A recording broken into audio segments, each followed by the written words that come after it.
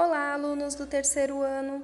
Hoje a prof está aqui para a gente falar sobre vertebrados e invertebrados. A nossa aula hoje é de ciências do terceiro ano. Os invertebrados não têm vértebras nem coluna vertebral. Eles podem ter o corpo mole ou duro, vivem na terra ou na água e são a maioria dos animais no planeta Terra. Vamos conhecer os grupos que fazem parte dos invertebrados. Os insetos possuem 3 pares de patas, muitos deles têm asas, olhos compostos, eles possuem um par de antenas e é o maior grupo de animais. Entomologia é o nome da ciência que estuda os insetos. Vamos então para alguns exemplos. Nós temos o besouro verde, como vocês podem ver, existem vários tipos de besouros. Nós temos também os mosquitos. Os mosquitos existem várias espécies e existem em grande quantidade na nossa natureza. Temos também o indesejado, mosca. A mosca também é um inseto.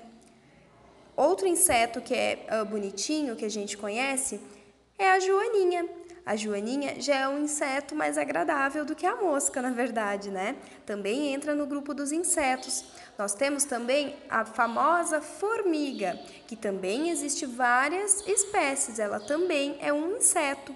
E temos também a temida abelha. A abelha é uma produtora de mel e polinizadora excelente para o nosso ambiente. Outro exemplo que nós temos, bem conhecido, é o louva-a-Deus, esse rapazinho aí, que acredito que vocês já devem ter visto também. E tem as lindas borboletas, que são um dos insetos mais bonitos e mais vistosos da nossa natureza.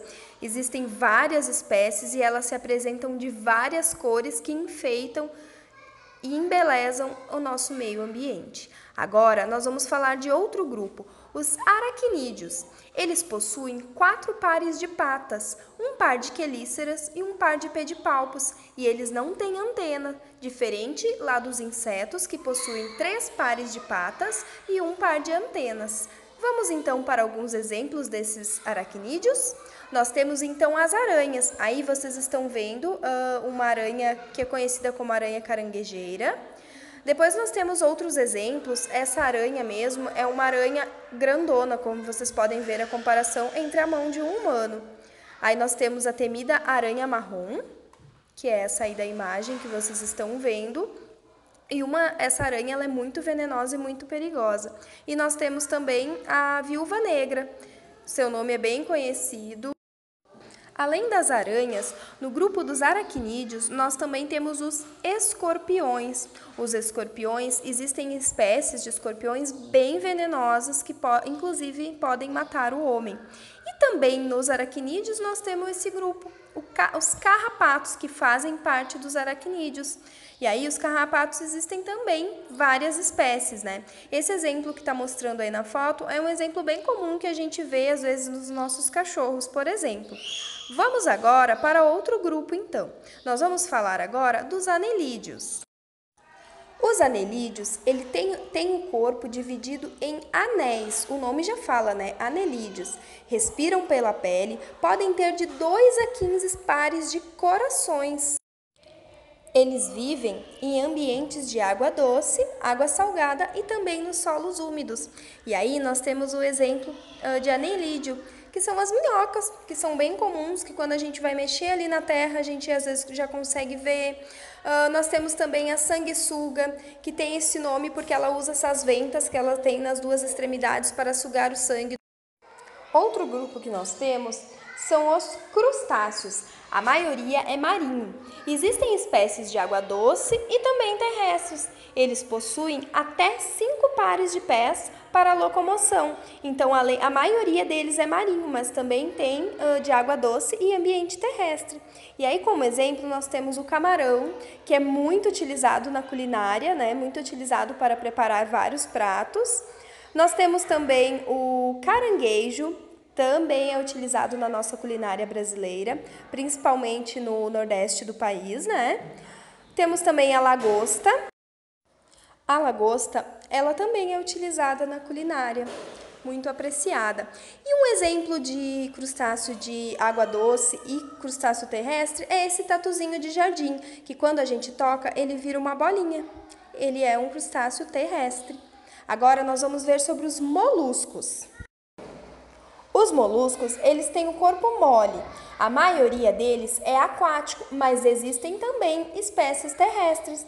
Eles se locomovem rapidamente, os que são aquáticos, né? Bom, vamos para os exemplos. Nós temos a lula. A lula é um exemplo de molusco que se locomove rapidamente, também utilizada na culinária.